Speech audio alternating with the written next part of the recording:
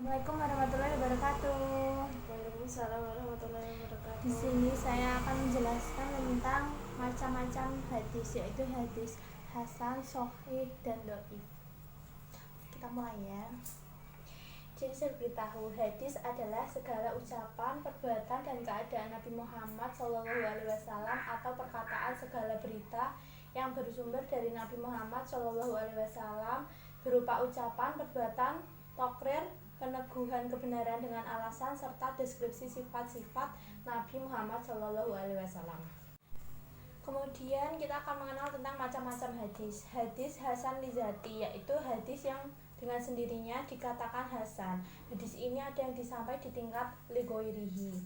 Yang kedua yaitu hadis ligoirihi, hadis yang derajat hasannya dibantu dengan keterangan lainnya. Contoh sabda Rasulullah, sembelihan bagi bayi hewan yang berada dalam perut ibunya cukup disembelihkan dengan ibunya saja, yaitu hadis riwayat At-Tirmidzi, Hakim, dan Darimi. Kemudian selanjutnya yang ketiga yaitu jika kita mengambil dari sanad Imam Darimi menerima dari Ishaq bin Ibrahim, dari Itab bin Bazir, dari Ubaidillah dan Abu Ziyad, dari Abu Zubair dan Jabir, dan Nabi Muhammad SAW. Dari urutan ini terdapat Ubaidillah bin Abu Ziyad yang menurut ibu yatim bukanlah seorang kuat hafalannya dan tidak teguh pendiriannya. Kemudian ada pembagian hadis menurut macam periwayatannya. Yang pertama yaitu hadis marfu atau mausul, yaitu hadis yang bersambung sunatnya dengan Nabi Muhammad SAW. Kemudian yang kedua yaitu hadis yang terputus sanatnya, yaitu ada 5 macam. Yang pertama yaitu hadis mu'allaq, yaitu hadis yang tergantung, hadis yang permulaan sanatnya dibuang oleh seseorang atau lebih hingga akhir sanatnya, yang berarti termasuk hadis dhaif. Kemudian yang kedua yaitu hadis mursal, disebut juga dengan hadis yang dikirim, yaitu hadis yang diriwayatkan oleh para tabi'in dari Nabi Muhammad SAW tanpa menyebutkan sahabat tempat menerima hadis itu. Kemudian yang ketiga yaitu hadis mudalas, yang disebut juga dengan hadis yang disembunyikan catatannya, atau hadis yang diriwayatkan oleh sanad yang memberikan kesan seolah-olah tidak ada cacatnya, padahal sebenarnya ada, baik dalam sanadnya ataupun gurunya. Kemudian yang keempat yaitu hadis munakti, yang disebut juga hadis yang terputus, yaitu hadis yang gugur atau hilang seseorang atau 2 orang perawi selain sahabat dan tabi'in.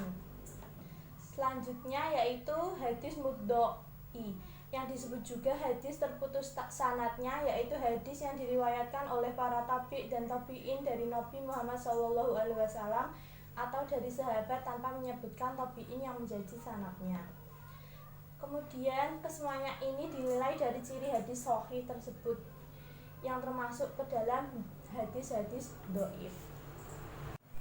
Kemudian selanjutnya hadis dhaif atau hadis yang lemah, ialah hadis yang tidak memenuhi syarat sahih dan hasan, hadis yang tidak bersambung sanadnya dan diriwayatkan oleh orang yang tidak adil. Kemudian hadis dhaif itu disebabkan oleh cacat perawi. Lalu ada macam-macam hadis maudhu, yaitu yang berarti yang dilarang, yaitu hadis dalam sanadnya terdapat perawi yang berdusta atau dituduh dusta. Jadi hadis ini adalah yang hasil karyanya sendiri, bahkan tidak pantas disebut hadis. Kemudian yang kedua yaitu hadis matruk, yang berarti hadis yang ditinggalkan, hadis yang hanya diriwayatkan oleh seorang perawi saja sehingga perawi itu dituduh dusta.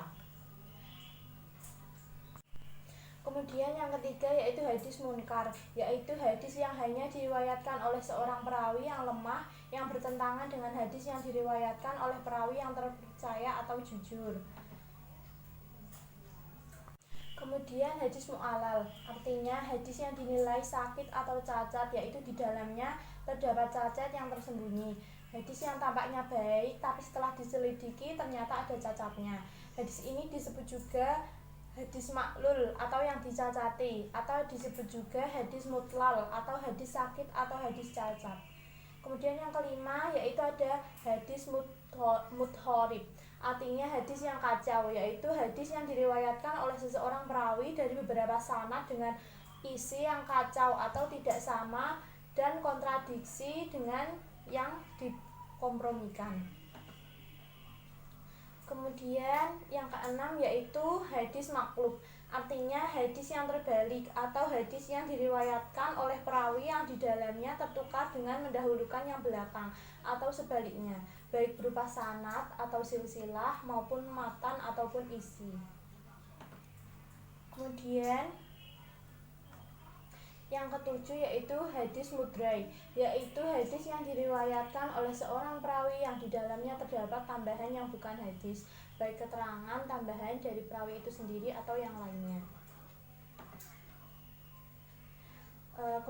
Ini yaitu menurut sebagian ulama Hijaz ya, sehingga hadis syadz jarang dihafal ulama dan juga hadis, sedang yang banyak dihafal ulama dan hadis disebut juga hadis mahfudz. Kemudian hadis doif ini sebaiknya ditinggalkan karena bisa merusak ibadah umat Islam, terutama hadis yang palsu atau maudhu. Anehnya ada hadis yang beredar di kitab palsu pun tidak ada. Sebenarnya ini hanya cerita, tapi riwayat yang sebagian kalangan ulama dianggap itu hadis. Hadis yang bertentangan dengan Al-Quran, maka hadis tersebut tertolak. Sabda Rasulullah Shallallahu Alaihi Wasallam, barang siapa yang berdusta atasku, maka hendaknya dia mengambil tempat duduk di neraka.